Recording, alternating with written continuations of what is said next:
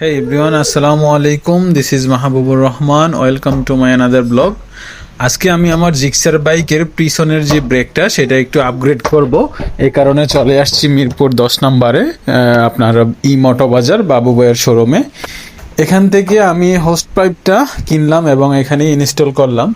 কেননা বাবু ভাই বলল যে হোস্ট পাইপটা লাগালে নাকি পিছনের ব্রেকটা আগের থেকে বেশি ধরবে আর কি। কারণ আপনারা জানেন সবাই জিক্সারের যেই ব্রেক থাকে সামনের পিছনে, ওই পিছনের ব্রেকটা একটু কম ধরে।